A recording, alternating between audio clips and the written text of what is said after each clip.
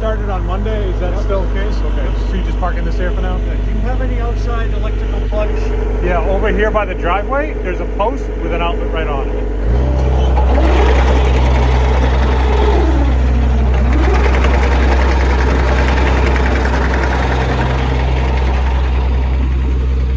All right, so I've been wanting to build a garage practically my whole life. It's something that every single year I've gone out to my yard with a tape measure, at least as far as living at this house, and tried to plot where I thought it made the most sense to put a garage, always wishing and hoping that I could afford one. And the money just never lined up. It just never made sense. And then, in my house before this, I had a very, very small one-car garage where I could barely fit my Fiero in, and Fiero's pretty small, and work on it. But even though it was so small, I still got a lot of work done in it. And it was, the best part about that is it just sort of blocks away any of the environmental kind of impacting things like the wind and some of the cold, but mostly like bugs and the sun and the wind and the cold and the rain and all that crap. So I knew that if I did build a garage, that even if it wasn't insulated or even if it wasn't heated or cooled, I would more than likely use it. But I knew I needed something bigger than what I had. So we moved to this house, very small. I wouldn't even call it a garage. It's a horse barn. It was built in the late 1800s. It's tiny. It's got a wood floor with a basement underneath it. I put my car in it just for storage. I tried using it to work on it at one point, and the floor's warped. I mean, it was too sketchy. I couldn't do it. So I've been doing all of my work outside in the heat on a slanted area of the pavement, and it was bad. It's been bad. So this is the year I finally pulled the trigger. Things just finally lined up quite right. And I decided where I was going to put it, the measurements that I was going to have it built. And what you're seeing here is just that little measurement app on your phone. And I put little stakes. I put stakes in the ground and tried to measure it. It kind of didn't do a very good job here, but you can see 40 by 30 of what those dimensions would be. If the ground wasn't level here, it's kind of sloped toward the back a bit. So it wasn't exact, but you get the idea. And that doesn't quite look that big from the photos, but when you were standing in that area, it's enough to fit at least 3 cars, probably 4. And if I rotate them or whatever, I could probably get even 5 cars in this location. So that was the motivation there. And then here you can kind of see that's my house on the right. If I were standing in the corner of where that first pylon was, looking out. So it's not paved. I'm going to have it paved. There's a tree in the way, a small tree that my wife planted. Obviously a lot of flower beds that would be going up to it.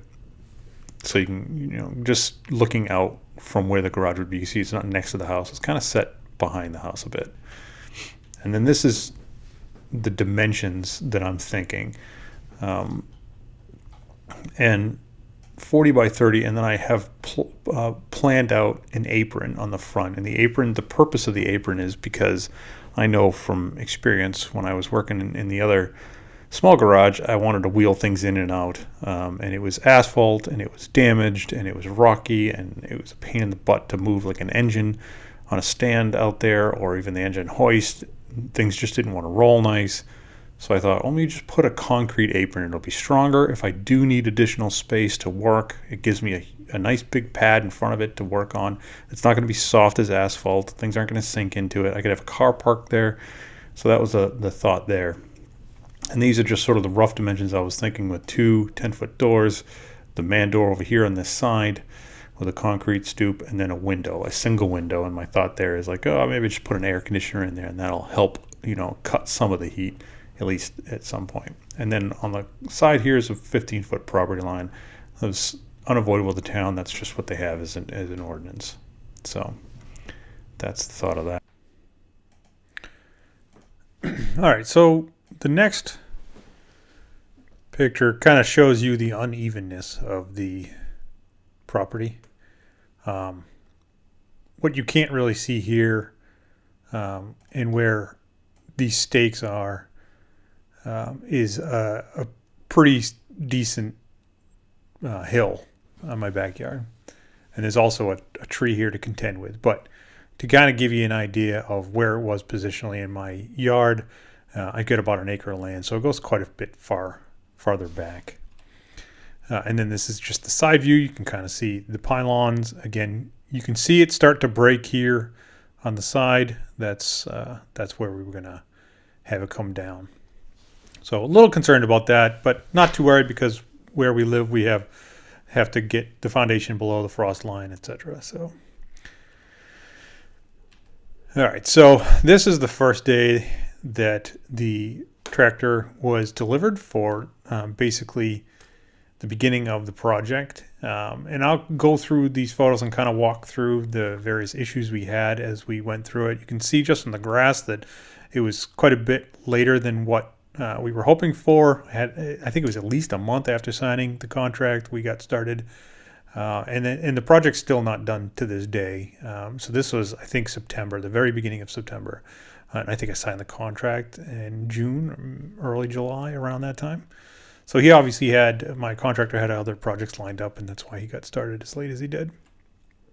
So before he got started, we have these big slates here, and I think after digging them up, we realized, obviously these things are extremely heavy, so just getting them to move, I got them up, and then I realized I'm not going to be able to lift these things myself. I did drag a few of them over, but then we asked the digger if he could move them with his equipment because they're just too heavy for me.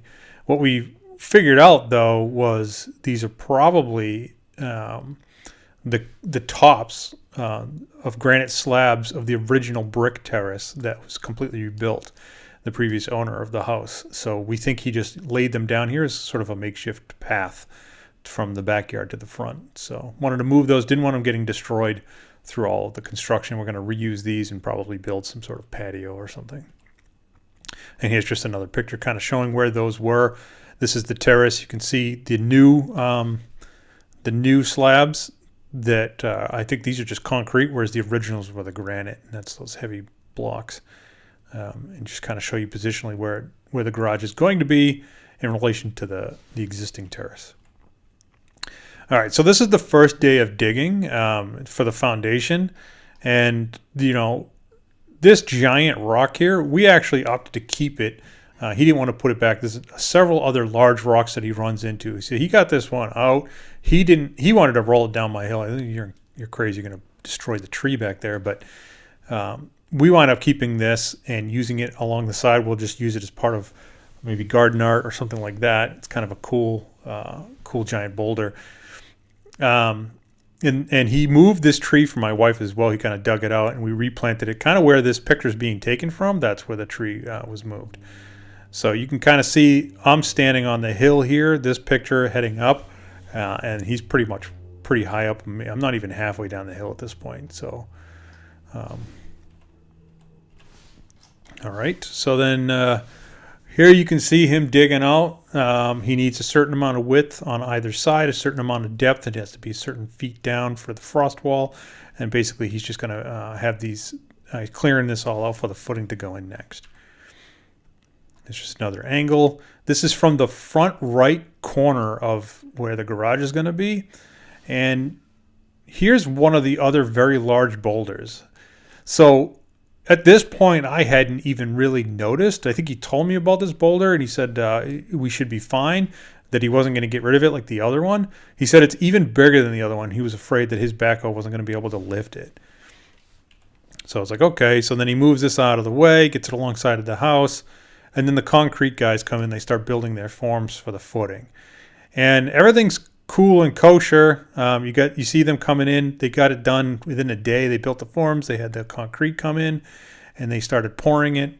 And then this is the afternoon after they're done, and you can kind of tell from the picture that it looks straight. But then if you look where they put the channel for the wall, it almost looks like it bows right there. And then you look next to it, and there's that big ass rock. So those foundation guys, when they were building these footings, they opted to not go straight. They were worried about going too close to this boulder, and they actually shifted the foundation over, which proved to be an issue, right? So in the original plans, you could see just my rough drawing that I had to be 15 feet. So once they started coming out and building the walls, this picture you can kind of see once they built the forms for the walls, but really what was happening was the whole building was shifted to the right now. So it wasn't going to be just the wall. They've shifted the entire thing to the right. And then what that caused was this effect of the wall here being straight and then this not being parallel with the wall, kind of angled. So my garage was no longer facing the street. It was kind of cocked to the side to angle to the street. Obviously, that's an issue, right? And they were just going to kind of go with it. And this kind of shows you the same thing. Like, it's hard to tell, and in person I promise you it was way worse than what it looks like here. But this wall line was not parallel with this wall here, my terrace wall, or the house, and it was not perfectly like perpendicular to the street. It was actually offset, and it looked really strange and goofy. And the worst part about that was this corner here, because we went so far because of this rock here. We went so far to the right that I was actually way too close to the property line. I was like 14 or 13 and a half feet from the property line. So if my neighbor, who happens to be a church, ever did do a measurement or noticed, the town could make me move this building. So that was a big problem. So I want to call my contractor and telling him that, like, he needs to be within 15 feet. They got to do something about this rock here, and they got to move the entire building over. So here comes the concrete truck. So what they wound up doing was that day, it was actually raining that day, they chose to take the walls down, and he hit my fence post. I wasn't happy about that. Actually, you can just probably see it, like, as he's pulling in, like, he hit my fence post. I was very upset about that. So here you can see them adding the additional footing on the side. And what this was going to allow them to do is, once this dries, it was going to allow them to shift the whole wall back over.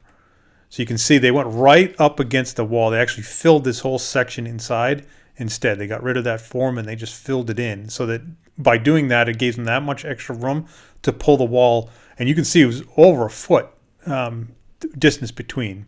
So once they did that, then they filled in the walls. Here's another angle of that rock from the back side.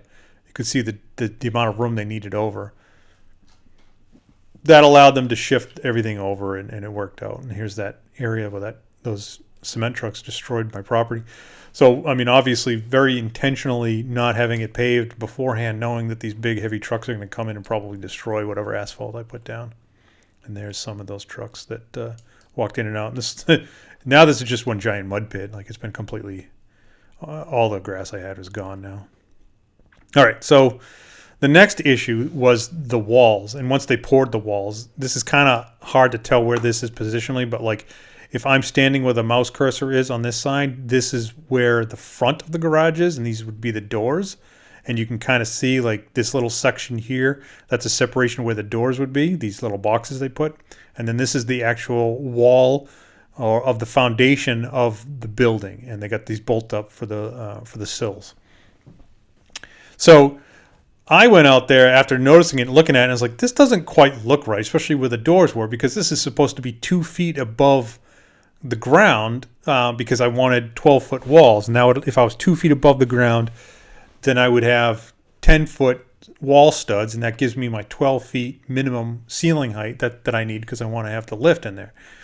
So I started measuring it after looking at it, and here's my tape measure, and I could see that something looked wrong, especially with the doors. Those had to be a certain height above the ground, and then they're going to put rocks, and they're going to have concrete poured over it and everything else. So I reached out to my contractor, and he said, it's just the way you're measuring it. Don't worry about it. It'll be fine. Turns out he was wrong, and it's not even a foot above ground. So what he wound up doing was getting me 12-foot studs, and now my ceiling is a little over 13 feet. So it worked out in my benefit, his mistake. But when I caught it even before they poured the concrete for the walls.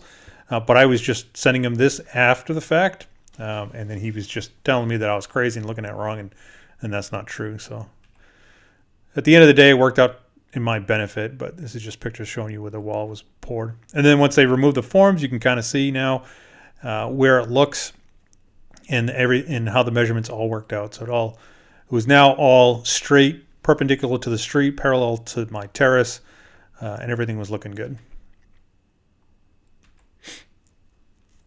Here you can kind of see where that rock got pretty close, but they moved the entire thing over, which worked out. And the original keyway, you can kind of see there. Then they had the digger come back and kind of move all that dirt back in, fill in the areas. And then we started building the walls. Had a crew come in. You can see we kept that big rock, and that's kind of where it stayed. Here's where we moved that tree that was originally back here in this corner here. It was moved down here, halfway down the hill. And here you can see the walls kind of going up.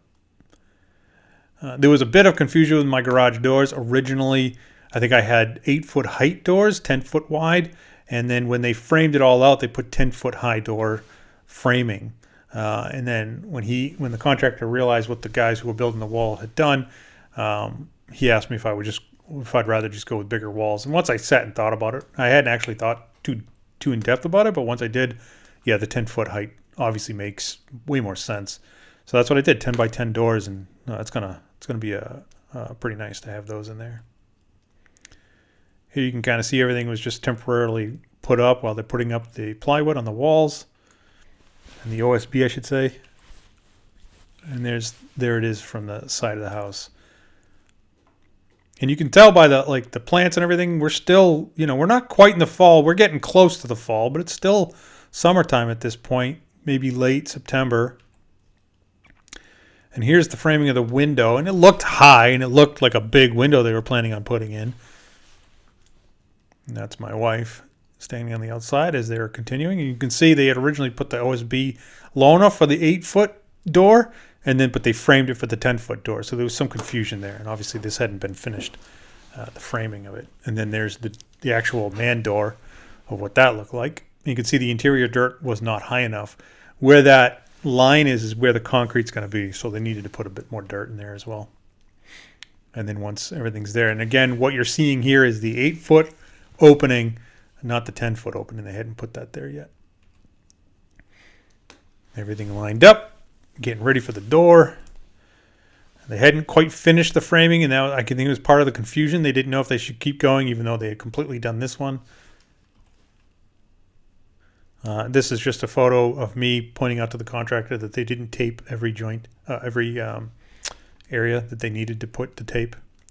And here it is from the backyard, kind of looking up at it, just to kind of gauge how big it's going to be, because I hadn't really visualized it yet. And all that time, during all that, we were waiting for the trusses to get delivered. Now you can start to see some leaves on the ground. When the trusses finally got delivered, there was some confusion on the timing of when we needed them. He had 2 orders of trusses, and I guess the people who he ordered from they misunderstood the request of when he needed them both by, and so they got them staggered. So I was unfortunately had to wait a bit longer for the trusses.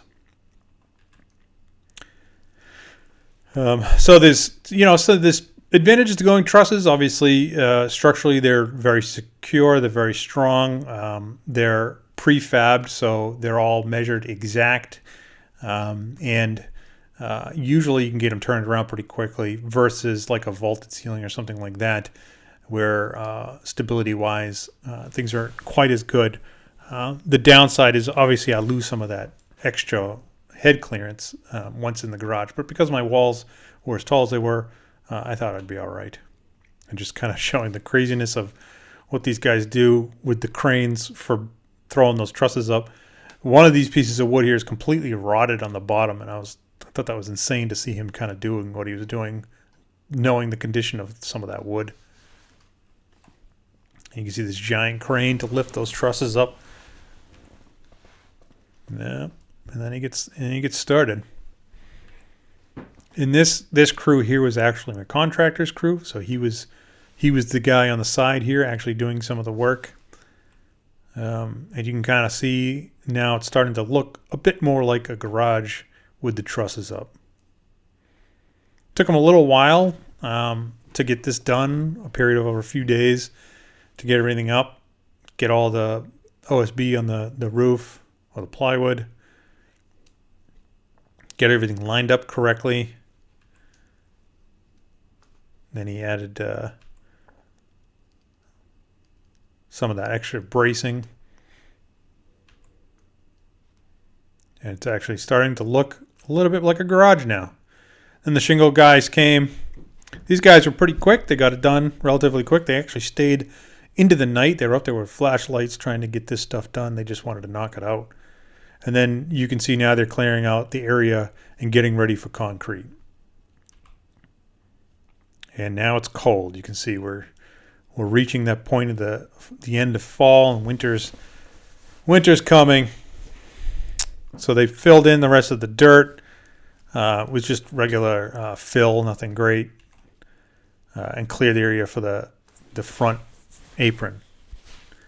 Now the concrete guys, this is an interesting story. What you're seeing here is the original set of concrete guys. They came in, they knew they had to do the apron. They put down all of the rebar, or I should say the grates, and they were getting ready to have it all done. They were here for 2 days, kind of setting it all up, getting it ready. They actually framed out the stoop. They framed out the front apron, everything. And then the day they were supposed to do it, it rained. And it rained and it rained, and they were upset. And then eventually, because it was raining, they had to wait for the concrete to show up. And then when the concrete showed up, it was an hour late. And because it was an hour late, the concrete guys got upset, and they said it's going to rain even more in the afternoon, and that's not enough time for it to set. And they didn't want to even continue the job. So they just packed up and left. And the concrete truck was sitting in my driveway with the concrete spinning, ready to pour. And those guys just loaded up their van with all the stuff, and they left. So my contractor was completely shocked, had no idea that these guys were as upset as they were. They left, kind of left us hanging, and he's got now a load of concrete that he needs to somehow use. Luckily, the people he bought it from had another customer that was willing to take it at that time, and then he didn't have to just pay for it. So it worked out okay for him. And then we got a different crew to come and do the rest. You can see they just kind of ruined all this part. They had all this stuff here, all ready to do all the concrete, and it was just... So this is the new company that came and did it. It was like a couple of days later, these guys came in, and just... I got a different kind of concrete now. See, originally it was just the regular concrete, and they were going to have that not the rebar, but you know what I'm talking about, that other stuff. And so what these guys did was they now the concrete was the kind with the fiber mixed in, so they didn't need to do any of that. And this, if I looked it up online, this is more resistant to cracking than traditional. So this was a bit more expensive for my contractor, but he ate that cost because of his original people that he had doing the concrete. So he ate that cost.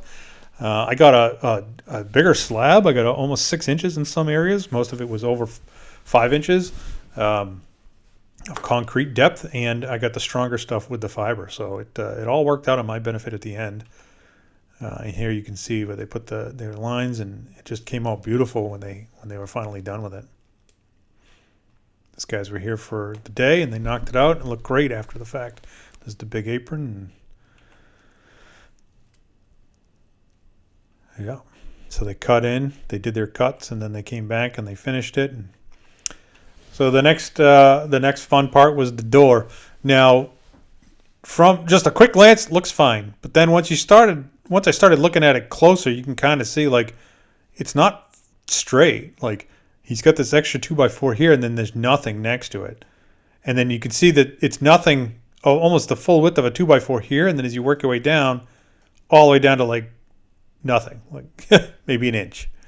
And the other side was just, you can see it's not sitting square in the doorway. So I took a picture. This is the picture I sent my contractor, and I was like, dude, the door looks janky. Like, what? You got to fix this. So he had the guy come back, and the problem was the wall. Those original guys who built the wall it wasn't framed straight, it wasn't framed square. So they had to redo that whole thing. And I'm just kind of, when they installed it, obviously this is a brand new door, and all that was framed around was all damaged and destroyed and kind of put together unprofessionally. The other issue was, this is the window. Now, I don't know if you remember the original picture I was showing, but the window was pretty high. He actually cut it and reframed it, and this is very low. Like this was, the bottom of the window was below my knee. So like I could have walked out this window. It was so low. So I called him and I was like, nope, I don't want a window that low. And he said, well, that's code. You can only be, because it's a point of egress, it can't be so high from the outside. It has to be a certain height and all that. So I told him to look up the code because it's a detached garage. I'm not sure that makes sense. And when he looked it up, he says, yeah, because it's a detached garage and it's not a place for living, you can have the windows wherever you want. So I actually had to move it back up. So this is the original position of the window, and I had him frame it and put it higher. These are just kinds of things that happen when you're building garages or building anything. So you can see here the window was moved at this point, and he put some new framing around it, and they've started the siding. So everything's starting to come together. He had finished the interior over the garage doors. And here's the new window position. You can see it went up quite a bit higher. That allows me to get a workbench now below it as well, and I don't just lose that space. And you can also see he started the electrical at this point. We're in full-blown winter now. I want to say this is November. He's finished the interior of the garage doors. He still needs to do some of the top for the trusses, the strapping. And then finally my garage lift was delivered. Now the lift is a wildfire lift. I've always wanted one of these. And I've got, I haven't installed it yet, but from an affordability, it's not the cheapest lift, but it looks like a pretty good quality lift from what I've seen. The issue I have with these guys is I called them and I told them what I was doing. I was building a garage, and this was back in like June. And this is taking so long at this point. And what they had me do was put in a deposit. And part of the reason they had me put in a deposit was because there was like an offer that I found in the Haggerty magazine to get like free lights to go with it. And at that point, it was like, it's not a huge deal to me. I really don't care. It's just free lights. And they weren't that expensive anyways. But I'm like, you know what? I just wanted to see if I could qualify for the deal. And he's like, yeah, no problem. Just send us a deposit and we'll take care of it. He's like, that way you kind of lock in your price. Like, all right, great. So I left the deposit. And then it was like 2 months later, and he's emailing me telling me he's going to cancel my order and I'm going to lose my deposit if I don't have this thing shipped. And at that point, I didn't have concrete floors. I didn't have anything yet. So I told him, I need a little extra time. And then some more time goes by and he calls me. He's like, we're going to have to cancel your order and you're going to lose your deposit. So I told my contractor I needed the concrete done within a certain time frame, and they had it delivered.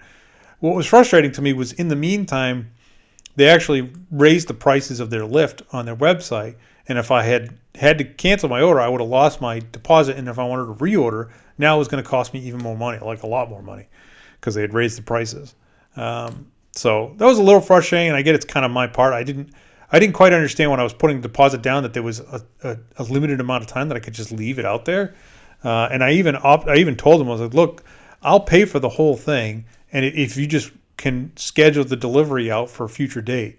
And they weren't willing to do that. And that was a little frustrating because, I get it though. You're probably paying for storage and you don't want to take up room on your floor in your warehouse and all that. So, I mean, I totally understand. It's just, I wish at the time of paying the deposit, I wouldn't have done it because I wasn't ready yet for it. And the only reason I paid the deposit is because they asked me to. Otherwise, I was just going to order it when I was going to have it delivered and not have to worry about it. But I guess at the end of the day, I wound up paying less for it than I would have normally, so it kind of worked out. It was just a little frustrating to have to juggle that, and they didn't seem too willing to hold on to it. And here's just some pictures. Now, the siding guys took quite a bit longer than I thought the siding guys would take. They kept coming in just like one guy, two guys, and it would take them a long time to get. And then one day, like on a Saturday, they came with a crew of like 6 guys, and they just knocked it out super quick. They just time management of these guys is kind of funny to me. Like, I don't know if they just think if they make a little bit of progress, they keep everybody happy. But at the end of the day, it's just like just schedule your time better, and you get it all done much faster. But now you can see there's even snow on the ground. Like we're in winter at this point, and it's getting cold. Like these guys are bundled up and they're trying to get things done. These guys screwed up some of the front facing of the garage here, and they had to redo it. And they spent a good day and a half just redoing that one section before they could even get gutters on. Here you can see the strapping went up and some more of the electrical put in. And then finally the siding was done.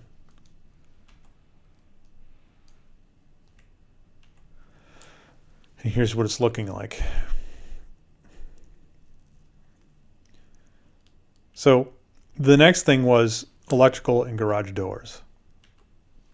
So I got the garage doors installed. And the garage doors were insulated doors, but they cost me quite a bit more money because of the size, which kind of stunk. But I also got side-mounted openers, and they come with locks and everything else. And they're quiet, so happy with my garage doors. They weren't cheap though. And then here you can kind of see it with the doors on it.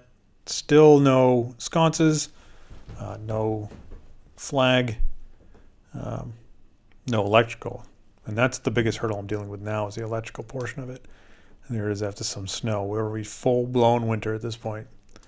So still haven't really been able to use it at that stage.